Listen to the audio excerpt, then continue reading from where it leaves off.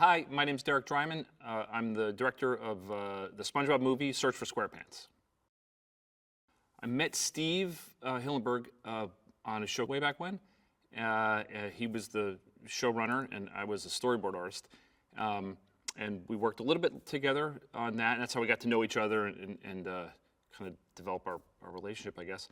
And he hired me to help him develop the idea for SpongeBob and to pitch, which he pitched and sold. I worked with him on the pilot, which was the episode Help Wanted. That became that episode. And I worked with him on the first 3 seasons. I think that's 60 episodes, I guess. And then we did the first movie together. I was the creative director through all that time.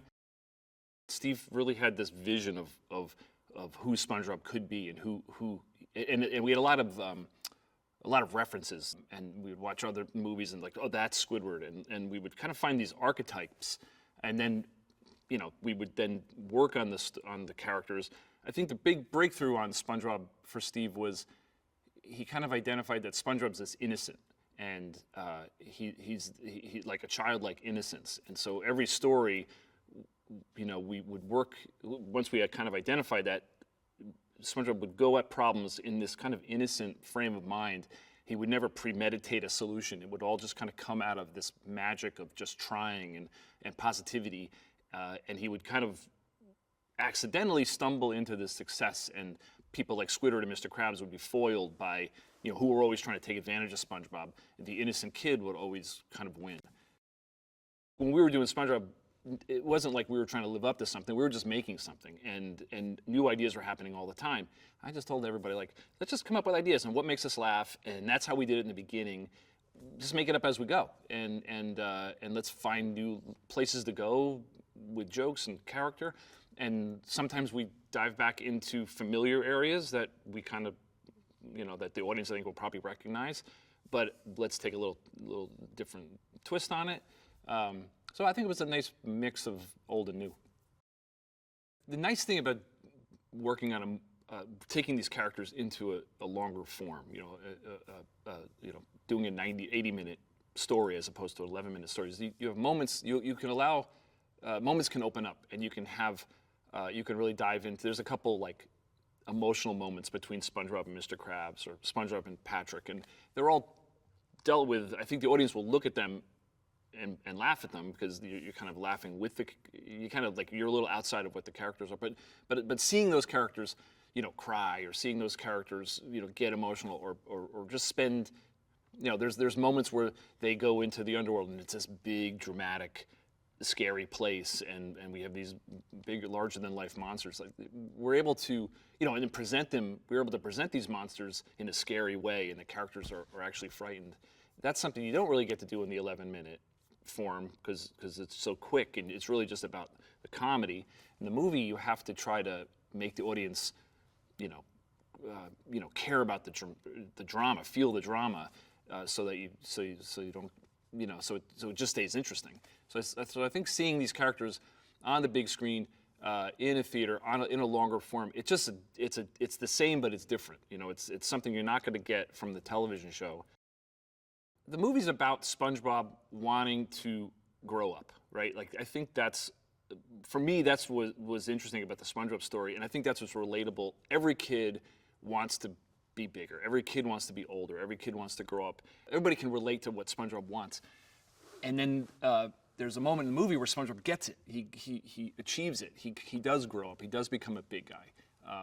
And it's like all of us. Like when you all of a sudden you realize you come home from college, you come home and see your parents again, and you realize, like, I kind of miss it. I miss what I had. I kind of wish I wasn't a grown-up. I wish I could be a kid again. And SpongeBob has that moment of like, oh no, this isn't what I want, and it's never what you think it is. So for SpongeBob, being a big guy means he gets the idea from Mr. Krabs in the story that the only way to really be a big guy is to become a swashbuckler. And Mr. Krabs doesn't think SpongeBob has what it takes to be, SpongeBob's just a bubble blower, which, is like a little kid. He doesn't think SpongeBob has what it takes, and so SpongeBob's on this quest. What he really wants is he wants to prove that he can be a swashbuckler, that he can become a swashbuckler, and so he he gets tempted by the Flying Dutchman to join him on this adventure, on this quest, and he promises SpongeBob, if you come with me, I'll teach you to be a swashbuckler. And so that's what is driving SpongeBob, is this idea of, I can go on this adventure and be a big guy, once I become a swashbuckler. On this movie, we wanted to explore the relationship between Mr. Krabs and SpongeBob, the father-son kind of relationship that they've always had through the movie, and we kind of, SpongeBob has always looked up to Mr. Krabs as his, father figure, his mentor, the restaurant owner. That's the highest, in SpongeBob's mind, the highest the highest compliment is that he owns the Krusty Krab. And Mr. Krabs has always looked at SpongeBob as this kid he could take advantage of. But through the years, he's kind of grown fond of this kid, and he actually does like him. And he kind of looks at him as a son. When SpongeBob wants to be a big guy, when SpongeBob wants to be a swashbuckler, Mr. Krabs is like, you can't do it. You're just a bubble blower. Like, just stay in your lane, basically. And so it's that kind of father-son tension that drives SpongeBob to prove to Mr. Krabs that, hey, I can do it. I can be a big guy. I can be like you. I can be a swashbuckler like you were. So we use Mr. Krabs as kind of that, driving force for SpongeBob to that's what he's trying to prove to Mr. Krabs that he can be a big guy. You don't think of Mark as a person who, I guess he hasn't had a chance to do a lot of comedies, but he's a huge comedy fan, and he likes the same kind of comedy I do. And so I could just say, hey, the joke is kind of like this. SpongeBob is this, and you're the straight man. And he would get it right away, and he would just play it perfect. He'd play it straight, play it real threatening, and then SpongeBob could undermine him, and it just makes it so funny. The difference between the Dutchman from the movie and from the series, I think we're just diving deeper into who the Dutchman is. And when the idea of the Dutchman is cursed and his goal is to break this curse, that's nothing, we never discussed that on the TV show. There's a chance to do a new location in Bikini Bottom that after 25 years we discover, so there's a lot of pressure on that, because it's got to really feel like it fits into the show, but it's got to feel different, it's got to feel unique.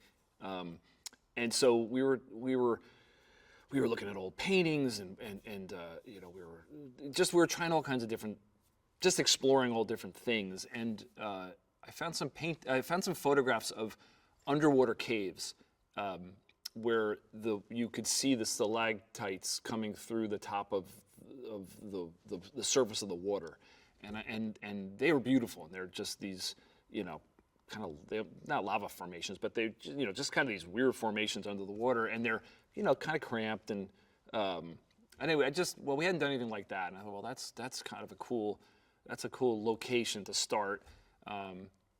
I was on vacation in Hawaii around the time, and I was just taking a lot of pictures of lava, so we kind of used a lot of those photographs as, like when you look at lava, dried lava, it kind of has, it's almost like little faces, and it's kind of bones, it's kind of creepy anyway. So we kind of use that as our like the texture of everything.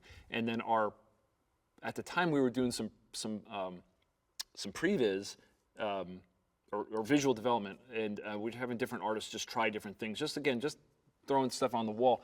And our Pablo Mayer, who became our production designer, he sent these paintings where he had little hits of color that looked like tiki bar colors, like little shot of red, a little shot of blue in this kind of creepy environment.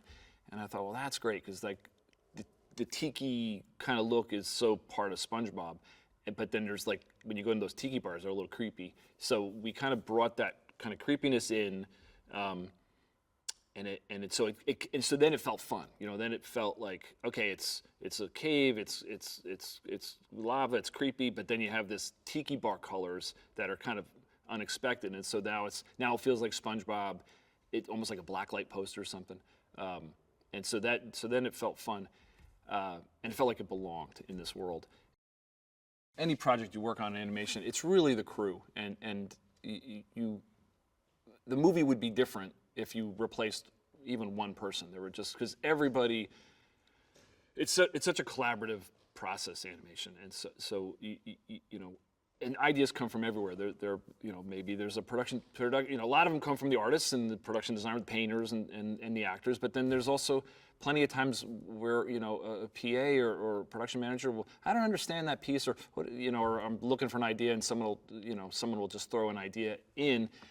So I find everyone important, and everyone, and you try to, everyone has talents and everyone has abilities, and part of the job, I think, of a director is you try to figure out who's good at what can they do, and then you can, you know, I can give things to people to help contribute, you know.